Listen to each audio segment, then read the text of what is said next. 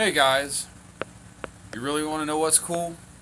Is when you actually build a skeleton of a tank stand that is in for the build of the 135 40-gallon something build.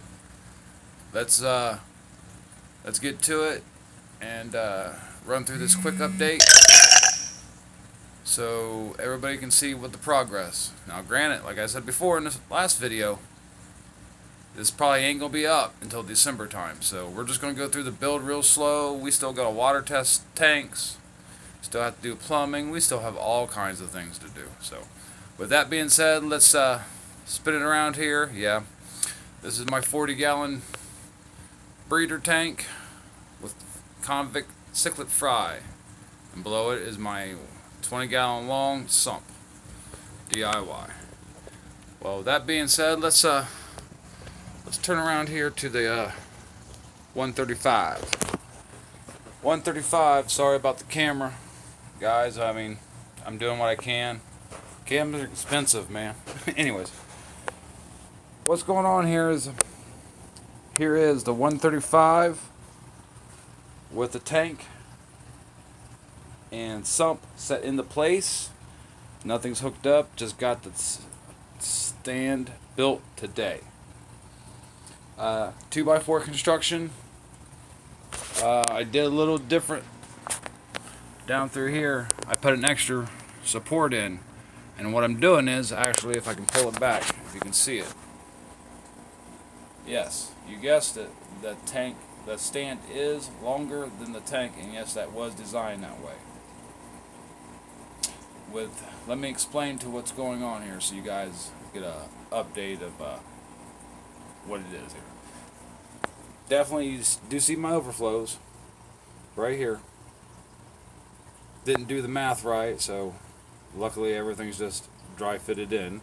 I'm going to have to cut ½ inch up off of here because I'm going to put a piece of wood right here to cap this off. I got to do some adjustments on some plumbing. What I'm going to do is, once I put wood on this right here, I'm going to cut a hole big enough for a union to go through it. So there will be a hole here, but the whole sump area is going to be lit up by light, which that's going to be in another video of electrical and boxes and switches and stuff like that. It'll be a good time. But what I'll show you is this is one of the many overflows. There are 3 overflows on this. 2 of them are going to be dumped directly into the sump, and the third one is going to be directed into a sand filter. Or we're going to try, see how that goes. If not, it'll be dumped into 3. But the middle one is going to have 1.5" black ABS to pull more suction down into the sump for the sand filtration. Right here is my return back into the tank. This is a no spring check valve, one-way valve, so no more siphoning from this. The only thing it has to siphon in is from the drains, which those need to be, they still need to have the holes cut in them here. So as I've got it now, yes, as I got it now, there's no holes in these PVC. So with that being said, there's my outtake from the sump back to the tank. Here's the other one. That's the one that's going to go into the sand filter, into that one right there. And this one here will dump into the sump here. All 3 of those are going to be dumping right here into the intake of the sump, which is right here. Like I said, this stand is not completely done yet, so I still have plywood for the bottom where the sump rests at, and then I'm going to skin this in 1/4 inch, trim it out, stain it a darker stain color than what I'm used to. I still have to build a canopy hood, which here in the next couple of days. I'll probably build it, just a skeleton of it, for right now until I can get time and money to skin it. And then it gets transported over to my sister's, where I'm going to dark stain it, polyurethane it, let it dry with no cats, animals, creatures crawling around on it. I'll do all the doors there, and I can put all the doors on magnets. Up underneath here, we have literally 12 inches of space right here. And what I'm going to do is I'm going to run a grow light underneath for the plants that's going to be in this sump. I have a total of 16 inches from this tank to the bottom of this one. But my working space is like, I don't know, 12 inches, about a foot above the sump, so that would be good. And you can see there's my outputs of my lines right there in orange PVC, which is Blaze Shield sprinkler line, schedule 40. Also,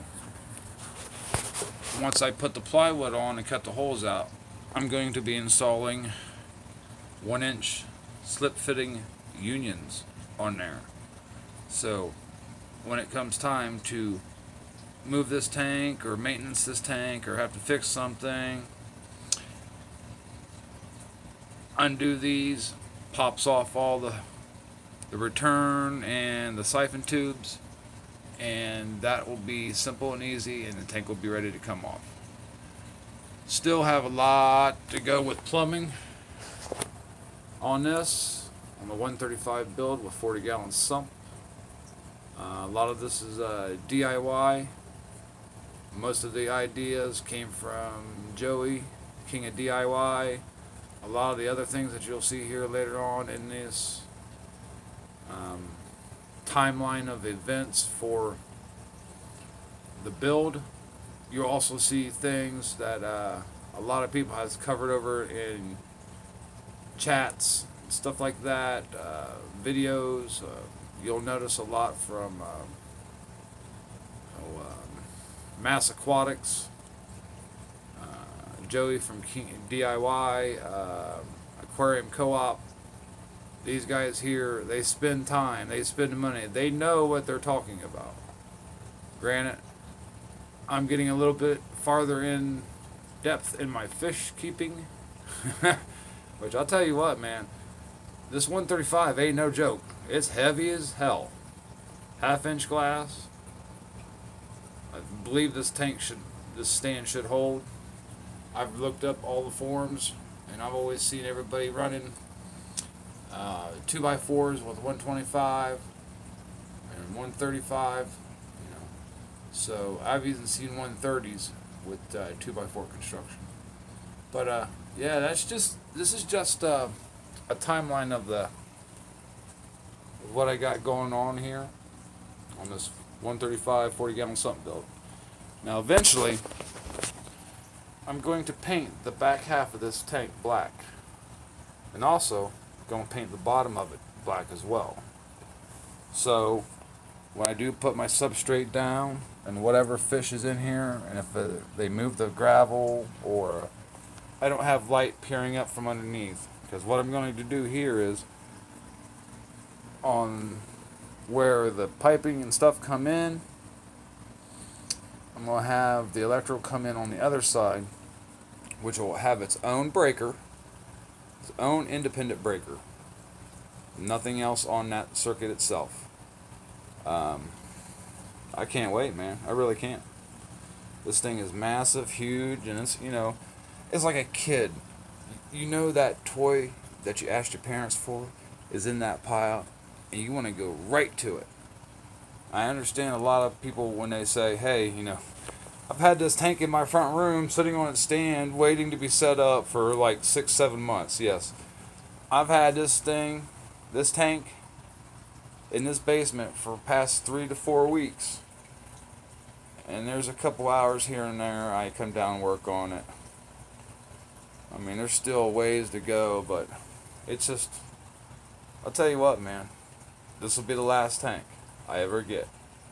And if I can get a bigger one, I will. But with that, this is my downstairs. This is my chill spot. If I could move all my tanks down here, I would. But last time I moved a tank, I had a seal fail, and yeah, I had water in my living room, so that's never a good idea. But that was my fault, my dumbass. I drained most of the tank down to about last 4 or 5 inches of water with 90-pound of rock, and try to lift it up to move it. And yeah, you know what? I did move it, filled it back up. That's the next day is when I found out it was leaking. So I had to drain that down, and yeah. So with that being said, what I'm doing here is now setting it up for the plumbing, getting it all set up, hooked up, and ready. The tanks need to be water tested still, so there's not nowhere ready. So with that being said, I will cue you guys in on the next update on this tank, and stay tuned, because I believe the next one is going to be the skeleton of the canopy that goes on this. So real simple design, real simple build. With that being said, you guys keep learning all you can, keep doing all your research on fish aquatics. Whew. Long day. Started on this stand about 8 o'clock this morning. Got it done about 3:30, 4 o'clock. It's like damn near 4 pounds of 3-inch screws in this thing. Almost 15 2x4s. But now the next thing I got to get is plywood, probably 3/8 for the floor of the sump. And still have to do electrical, still have to get things. This, like I said, this is a learning process, time process. So I'm glad you guys enjoy the videos I make. I know, sorry about the cameras. I'm doing it on my phone, what I can do with what I got, no biggie.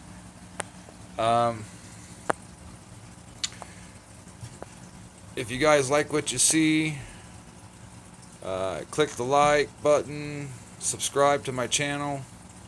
We'll keep you updated, keep you ideas. If you guys have any comments or concerns or questions, please feel free to drop it in the comment section, and I'll answer it as soon as I can get to it. With that being said, this is Thomas with Catfish DIY, coming to you with another video on the 135 40-gallon sump tank. With that, you guys take easy. God bless all you guys, and remember, tank on, people.